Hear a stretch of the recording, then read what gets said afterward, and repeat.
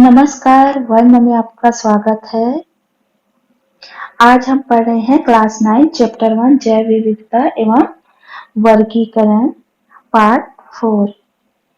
तो बच्चों, हमने पिछली कक्षा में पढ़ा समूहीकरण एवं वर्गीकरण के बारे में और हमने देखा समूहीकरण एवं वर्गीकरण के पूर्व प्रयास, जिसमें हमने जाना कि सर्वप्रथम अरस्तु महोदय ने जीवों को उनके आवास के आधार पर समूहीकृत करने का प्रयास किया था। इस आधार पर उन्होंने जीवों के जलीय व स्थलीय जैसे समूह बनाए थे। उसके बाद क्या है, हमको और भी प्रयास हुए, लेकिन हमें उनका क्या है, कुछ भी जानकारी उनके बारे में उपलब्ध नहीं हो पाई। फिर 1686 में जॉन रे ने क्या है, पौधों के वर्गीकरण में पौधों के बाह्य लक्षणों को आधार बनाया। जॉन रे के बाद क्या है, कैरोलस लिनियस नाम के वैज्ञानिक ने दुनिया भर के तमाम पौधों को वर्गीकृत करने का प्रयास किया और लिनियस ने सबसे महत्वपूर्ण काम क्या किया, लिनियस महोदय ने सबसे महत्वपूर्ण काम किया, फूलों में नर व मादा अंगों की उपस्थिति व संख्या के आधार पर उन्होंने क्या है, एक सरल वर्गीकरण दिया। और इस वर्गीकरण को क्या कहते हैं, इस वर्गीकरण को लैंगिक वर्गीकरण कहते हैं। इसका विवरण उनकी जो पुस्तक है, जो 1735 में प्रकाशित पुस्तक है, सिस्टेमा नेचुरे में क्या है, इसका जो है हमको जानकारी प्राप्त होता है। लिनियस महोदय ने क्या है, तमाम जो जीव जगत में जीव जंतुओं के ऊपर अध्ययन किया। उन्होंने जंतुओं व वनस्पतियों के हजारों नमूनों को क्या है, एकत्रित कर उसका क्या है, तुलनात्मक अध्ययन किया और ऐसा वर्गीकरण विकसित किया जो जंतुओं व वनस्पतियों की प्रत्येक जाति को अलग अलग वर्गीकृत किया जा सके। और इसका बहुत बड़ा योगदान रहा हमारे जीव विज्ञान पर। किसका? लिनियस महोदय का। तो लिनियस महोदय ने क्या है, कैरोलस लिनियस ने वर्गीकरण में सबसे पहले पदानुक्रम शब्द का प्रयोग किया था। पदानुक्रम वह प्रक्रिया है जिसमें जीवों को उनके गुणों और विकास के आधार पर एक निश्चित श्रृंखला के अंतर्गत विभिन्न समूहों में व्यवस्थित किया जाता है। फिर उन्होंने मनुष्य का पदानुक्रम प्रस्तुत किया। द्विजगत वर्गीकरण में कुछ कमियां थी। जो लिनियस महोदय के जो द्विजगत वर्गीकरण उन्होंने किया ना, दो जगत में बांटा है। जैसे कि पहला उनका था पादप जगत एवं दूसरा है जंतु जगत। उन्होंने संपूर्ण जगत को कितने भागों में बांटा था? 2 जगत, पादप जगत एवं जंतु जगत। तो उनका जो द्विजगत वर्गीकरण है उसमें क्या थी, कुछ कमियां थी। जैसे कि इस वर्गीकरण में लिनियस ने सभी जीवों को क्या है, सिर्फ 2 वर्गों में सीमाबद्ध किया है, परंतु कई ऐसे जीव पाए गए हैं जो पादप एवं जंतु दोनों के लक्षण दर्शाते हैं। तो आइए जानते हैं कि ऐसे कौन से जीव हैं जिसके अंतर्गत पादप एवं जंतुओं दोनों के लक्षण जो है पाए जाते हैं। तो हम जानते हैं कि यूग्लिना, आपने यूग्लिना का नाम कभी सुना है? तो यूग्लिना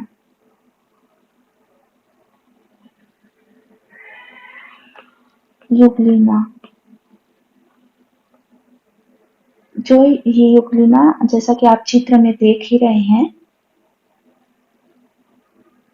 तो यूग्लिना एक ऐसा जीव है जिसमें जंतु और पौधे दोनों के लक्षण मिलते हैं। जो हमारे लिनियस महोदय हैं उन्होंने क्या है, सभी जीवों को सिर्फ 2 वर्गों में सीमाबद्ध किया है, लेकिन जो यूग्लिना है उसमें ऐसा जो लक्षण है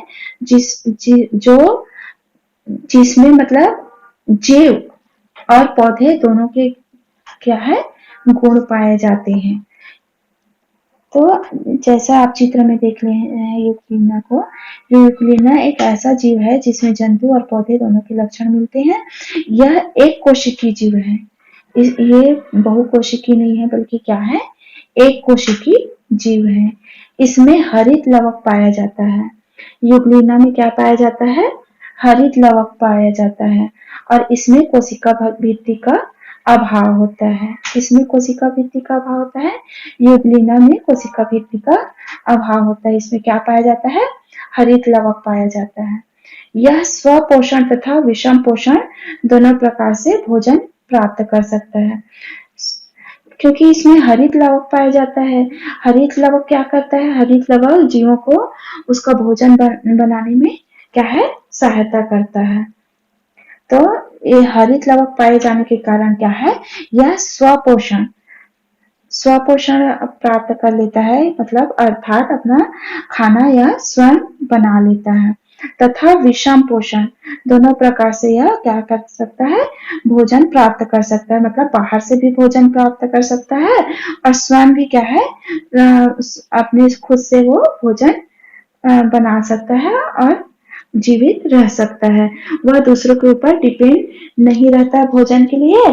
और दूसरा जो इसका गुण है वह है कि वह बाहर से भी भोजन प्राप्त कर सकता है। इसमें पौधे और जंतु दोनों के क्या है? समान गुण पाए जाते हैं। किसमें? यूग्लिना में। इसीलिए जो द्विजगत वर्गीकरण में इसी को कमी के रूप में देखा गया है।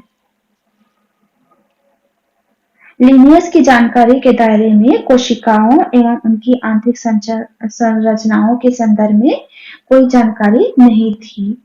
समय के साथ सूक्ष्मदर्शी की आवर्धन क्षमता बढ़ाने के आविष्कार होते रहे। क्या है? समय के साथ साथ विभिन्न प्रकार के चीजों का आविष्कार होता गया, जिसमें सूक्ष्मदर्शी की जो आवर्धन क्षमता है उसको क्या है? बढ़ाने का आविष्कार होता रहा, जिससे जीवों में विविधता का और गहन अध्ययन संभव हुआ। जिससे जब सूक्ष्मदर्शी का आविष्कार हुआ, सूक्ष्मदर्शी आपने देखा ही होगा कैसा रहता है।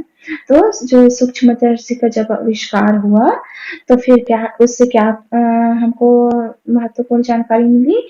जीवों की विविधता के बारे में हमको गहन अध्ययन करने में हमको सहायता मिली। किसके आविष्कार से? सूक्ष्मदर्शी के आविष्कार से। सूक्ष्मदर्शी में क्या करते हैं? हम अति सूक्ष्म चीजों को, जो चीजों को हम अपनी खुली आंखों से नहीं देख सकते, उस चीजों को हम किस में देखते हैं? उन सब चीजों को हम सूक्ष्मदर्शी में आसानी से देख सकते हैं। जो चीजें हमारी जो आंखें हैं डायरेक्ट हमको नहीं देख सकते, जिसके बारे में वो अत्यंत सूक्ष्म चीजों को भी, एकदम छोटे से छोटे चीजों को भी क्या है? सूक्ष्मदर्शी में हम आसानी से देख सकते हैं। उसको पूरा उसके बारे में हम गहन अध्ययन कर सकते हैं। इस प्रकार जब सूक्ष्मदर्शी का जो क्षमता बढ़ा, उसका जब आविष्कार हुआ तो क्या है? हमको क्या फायदा हुआ? हमको जीवों में विविधता का जैसे विभिन्न प्रकार के जो जीव जंतु हैं उसमें किस किस प्रकार की विविधता पाई जाती है, किस किस प्रकार की विभिन्नता पाई जाती है, उसमें क्या क्या अलग लक्षण पाए जाते हैं, उसमें क्या गुण है जो दूसरे जो सूक्ष्म जीव है उसमें नहीं पाए जाते, इसका हमको क्या है? गहन अध्ययन करने का जो है वो मार्ग प्रशस्त हुआ। मतलब हम इसके बारे में गहन अध्ययन करने में हम सफलता प्राप्त किए। किसके आविष्कार से? सूक्ष्मदर्शी के आविष्कार से। अतः लिनियस जीवों की कोशिकाओं की आंतरिक संरचना को अपने वर्गीकरण में स्थान नहीं दे पाए। इस प्रकार क्या है? जो लिनियस महोदय हैं उन्होंने जीवों की कोशिकाओं की आंतरिक संरचना को अपने वर्गीकरण में स्थान नहीं दे पाए। क्यों नहीं दे पाए? क्योंकि उनके समय में क्या है? सूक्ष्मदर्शी का जो क्षमता है वो कम थी और उसका जो प्रचलन था वो सूक्ष्मदर्शी का उस टाइम में जब लिनियस महोदय ने जब विभिन्न जंतुओं और पादपों पर जब खोज कर रहे थे तो उस समय क्या है? जो सूक्ष्मदर्शी की जो क्षमता है वो कम थी या नहीं थी। लेकिन जैसे-जैसे सूक्ष्मदर्शी की क्षमता को बढ़ाने का आविष्कार हुआ, सूक्ष्मदर्शी का आविष्कार हुआ, उसकी क्षमता बढ़ी तो क्या है विभिन्न वैज्ञानिकों ने जो जीवों के बारे में फिर क्या है गहराई से उनके बारे में अध्ययन किया। इस प्रकार क्या है लिनियस महोदय के जो आविष्कार है, जो खोज है, उन्होंने जो जीव जगत में जो उनके बारे में अध्ययन किए हैं, जो जानकारी एकत्रित करके हमको इतना कुछ जानने का अवसर दिए हैं, तो क्या है वो कोशिकाओं की जो आंतरिक संरचना होती है, उसको अपने वर्गीकरण में स्थान नहीं दे पाए, क्योंकि उस टाइम वो सूक्ष्मदर्शी में एकदम सूक्ष्म जीवों पर क्या है अध्ययन नहीं कर पाए, बल्कि अब अभी के वैज्ञानिकों ने जो कर दिखाया वो उस टाइम संभव नहीं हो पाया था। जैसे जैसे कोशिकाओं की आंतरिक संरचना के विषय में जानकारी जो है बढ़ती गई, नए जीवों का पता चलता गया। जैसे जैसे जो सूक्ष्मदर्शी है उसके आधार पर जानकारी बढ़ती गई, तो क्या हुआ उनके बारे में गहन अध्ययन शुरू हुआ। कोशिकाओं के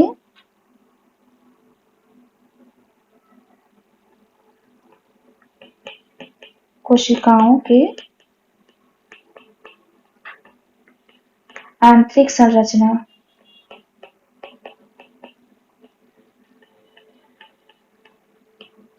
जो कोशिकाएं हैं उनकी आंतरिक संरचना के बारे में क्या है जानकारी जो है वो बढ़ती गई। किसके आविष्कार से? सूक्ष्मदर्शी के आविष्कार के।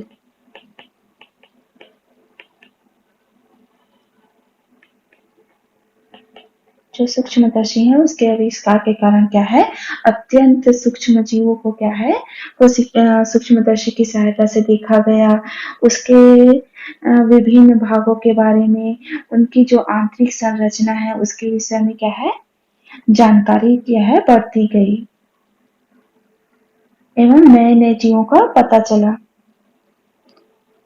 सूक्ष्मदर्शी के आविष्कार के कारण क्या है जीवों की आंतरिक संरचना के बारे में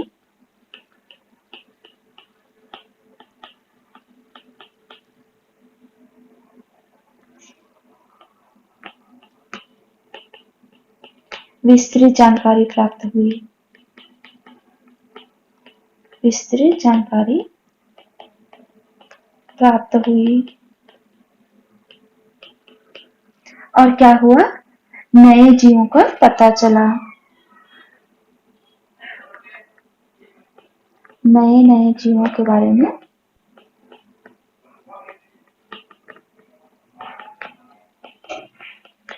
पता चला।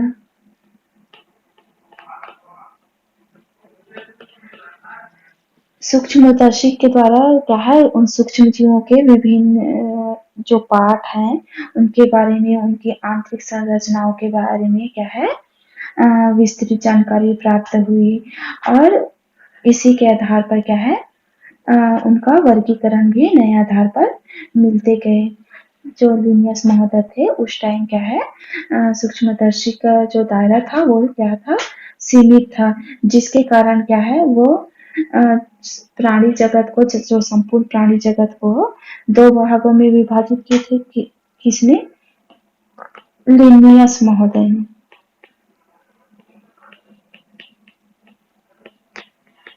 लिनियस महोदय ने संपूर्ण जीव जगत को दो भागों में वर्गीकृत किया था।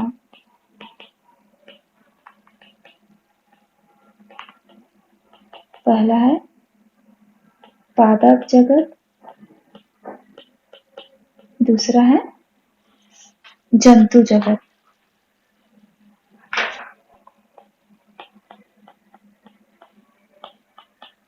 तो उस टाइम सूक्ष्मदर्शी का जो है आविष्कार नहीं हुआ था या आविष्कार हो गया था तो उसकी इतनी क्षमता नहीं थी कि वह सूक्ष्म जीवों के जो आंतरिक भाग है उनके बारे में उनको जानकारी प्राप्त नहीं हुई थी। यही कमी लिनियस महोदय के समय रह गई थी। उन्होंने द्विजगत वर्गीकरण में यही जो कमियां थी वो क्या है, सूक्ष्मदर्शी के आविष्कार के बाद वो कमी दूर हो गई। और जैसे जैसे कोशिकाओं की आंतरिक संरचना के विषय में जानकारी बढ़ती गई एवं नए जीवों का पता चलता गया, वैसे वैसे वर्गीकरण के क्या है, नए आधार मिलते गए। इसके साथ ही वर्गीकरण के नए तरीके भी खोजे गए। इसके साथ साथ क्या हुआ, वर्गीकरण के नए नए तरीके भी खोजे गए। जैसे जैसे हमारी जानकारी बढ़ती है क्या है, कुछ चीजों में परिवर्तन वैसे वैसे होता जाता है। ऐसा ही वर्गीकरण क्या है 1969 में R.H. विकेटर ने दिया था। कैसा वर्गीकरण दिया था, आगे देखते हैं। किसने दिया, R.H.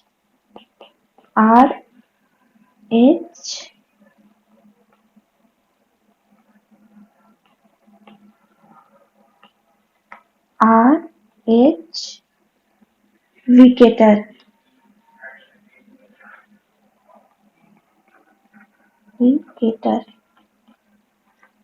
R.H. विकेटर ने सन 1969 में वर्गीकरण दिया।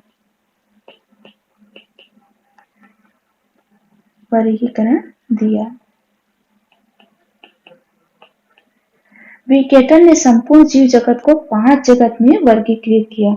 जो हमारे R.H. विकेटर जो वैज्ञानिक हैं, उन्होंने सन 1969 में वर्गीकरण दिया।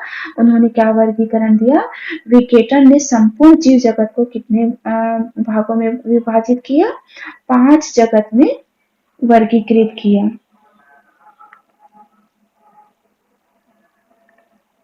विकेटर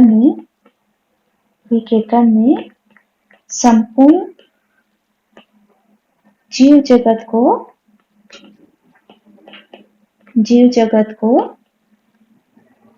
5 जगत में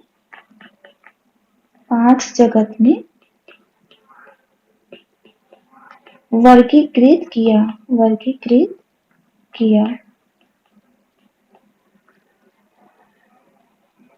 कितने भागों में वर्गीकृत किया, 5 भागों में। किसको, संपूर्ण जीव जगत को। लिनियस महोदय ने संपूर्ण जीव जगत को कितने भागों में वर्गीकृत किया था, 2 भागों में, पादप जगत, जंतु जगत। और जो विकेटर महोदय हैं, उन्होंने क्या किया, संपूर्ण जीव जगत को 5 जगत में वर्गीकृत किया है। और इसके वर्गीकरण के मुख्य आधार क्या थे, इस वर्गीकरण के मुख्य आधार थे, क्या क्या थे इनके, जो वर्गीकरण किया इन्होंने संपूर्ण जीव जगत को जो 5 जगत में वर्गीकृत किया था, इसका क्या है, मुख्य आधार क्या था। पहला है केंद्रक झिल्ली की अनुपस्थिति व उपस्थिति। पहला है केंद्रक झिल्ली की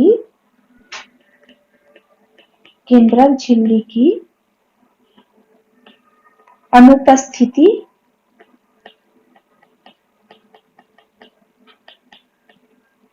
व उपस्थिति।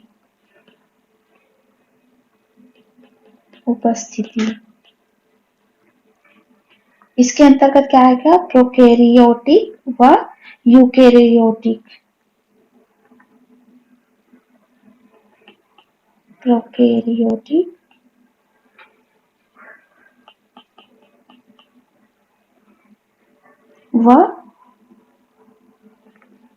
यूकैरियोटिक।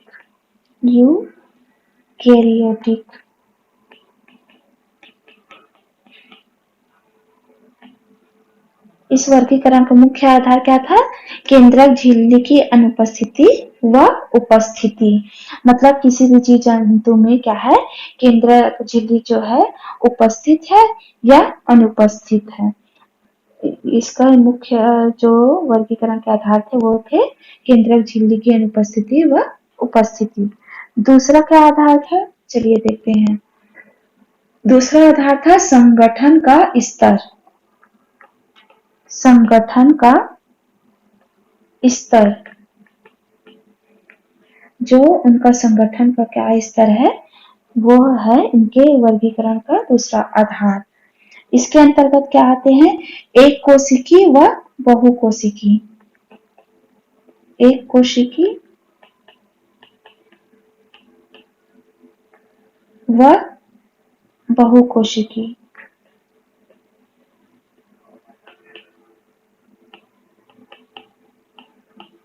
एक कोशिकी व बहुकोशिकी। जो तीसरा इनका जो आधार था वर्गीकरण का, वह क्या है, पोषण प्राप्त करने की विधि। पोषण प्राप्त करने की विधि,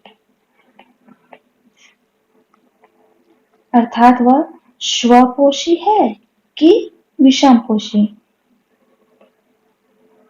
स्वपोषी व विषमपोषी। इस प्रकार जो विकेटर महोदय है, उन्होंने क्या है, संपूर्ण जीव जगत को 5 जगत में वर्गीकृत किया है। और इसका मुख्य आधार क्या था, केंद्रक झिल्ली की अनुपस्थिति व उपस्थिति, अर्थात जिस भी जीव जंतु है उसमें जो केंद्रक झिल्ली है वो उपस्थित है या अनुपस्थित है, यह क्या है, उसके जो वर्गीकरण का मुख्य आधार है। और दूसरा है संगठन का स्तर, मतलब कोई भी जीव जंतु है वो एक कोशिकी है व बहुकोशिकी। इसके आधार पर भी क्या है, उसको जो उनके वर्गीकरण का जो ये आधार है कि कोई भी जीव जंतु है वो एक कोशिकी है या बहुकोशिकी। और तीसरा उसका जो आधार है वो है पोषण प्राप्त करने की विधि, अर्थात जो जीव है वह पोषण कैसे प्राप्त करता है, या तो वो पोषण स्वयं बनाता है या उसको पोषण स्वयं के द्वारा प्राप्त होता है, वो अपने भोजन का निर्माण स्वयं करता है, या विषम पोषी है या वो दूसरों से भोजन प्राप्त करता है। इस आधार पर उन्होंने क्या है, संपूर्ण जीव जगत को 5 जगत में विभाजित किया है। इस प्रकार हमने आज ऐसे जीव के बारे में भी जाना जो क्या है, युग्लिना नाम का जो जीव है उसके अंतर्गत क्या है, पादप एवं जंतु दोनों के लक्षण पाए जाते हैं। युग्लिना एक ऐसा जीव है जिसमें जंतु और पौधे दोनों के लक्षण मिलते हैं। यह एक कोशिकीय जीव है। यह क्या है, एक कोशिकीय जीव है। इसमें हरित लवक पाया जाता है। इसमें हरित लवक पाया जाता है जिसके कारण यह क्या है, अपना भोजन स्वयं निर्मित कर सकता है। और इसमें कोशिका भित्ति का क्या है, अभाव होता है। युग्लिना में कोशिका भित्ति का अभाव होता है। यह स्वपोषण तथा विषम पोषण दोनों प्रकार से भोजन कर सकता है। जो युग्लिना है वो क्या है, स्वयं भी भोजन निर्मित करके अपना जीवन यापन कर सकता है और बाहर से भी अपना भोजन प्राप्त कर सकता है। इस प्रकार हमने आज देखा लिनियस की जानकारी के दायरे में कोशिकाओं एवं उनकी आंतरिक संरचनाओं के संदर्भ में कोई जानकारी नहीं थी। समय के साथ सूक्ष्मदर्शी की आवर्धन क्षमता बढ़ाने के आविष्कार क्या है, होते रहे, जिससे जीवों में विविधता का गहन अध्ययन संभव हो पाया। जब सूक्ष्मदर्शी आया तो क्या है, जीवों की जो आंतरिक संरचना है उसमें क्या क्या विविधताएं पाई गई, इनका जो है गहन अध्ययन कब संभव हो पाया, जब सूक्ष्मदर्शी का आविष्कार हुआ और उसकी क्षमता बढ़ी, तब जाके हमको यह जानकारी प्राप्त हुई कि जीवों की आंतरिक संरचना कैसी है और उसके अंतर में जीवों के अंतर्गत क्या क्या विविधताएं पाई जाती है। अतः लिंगीय जीवों की कोशिकाओं की आंतरिक संरचना को अपने वर्गीकरण में क्या है, स्थान नहीं दे पाए। इसके साथ ही क्या है, वर्गीकरण के नए तरीके खोजे गए। जब सूक्ष्मदर्शी का आविष्कार हुआ, जैसे जैसे कोशिकाओं को भी आंतरिक संरचना के विषय में जानकारी बढ़ती गई, नए जीवों का पता चला, वैसे वैसे क्या है, वर्गीकरण के नए आधार भी मिलते गए। इसके साथ ही वर्गीकरण के नए तरीके भी खोजे गए। ऐसा ही वर्गीकरण क्या है, 1969 में R.H. विकेटर ने दिया, और विकेटर ने संपूर्ण जीव जगत को क्या है, 5 जगत में वर्गीकृत किया। इस वर्गीकरण के मुख्य क्या आधार थे, केंद्रक झिल्ली की अनुपस्थिति व उपस्थिति। किसी भी जीव में क्या है, केंद्रक झिल्ली की उपस्थिति है अथवा नहीं है, उसके आधार पर उसको वर्गीकृत किया गया। इसके अंतर्गत प्रोकैरियोटिक व यूकैरियोटिक जो है आते हैं। उसके बाद आया दूसरा, उनका मुख्य आधार था संगठन का स्तर, एक कोशिकीय व बहुकोशिकीय। जो उनका संगठन का स्तर है वह एक कोशिकीय है या बहुकोशिकीय। फिर उनका जो जीव जगत का जो उन्होंने वर्गीकृत किया था, उसमें जो मुख्य आधार है वो क्या है, पोषण प्राप्त करने की विधि, कि जो जीव है वह स्वपोषी है अथवा विषम पोषी। इस प्रकार हमने आज विकेटर महोदय और लिनियस महोदय के जो वर्गीकरण है उसके बारे में जानकारी प्राप्त की। तो आज के लिए बस इतना ही।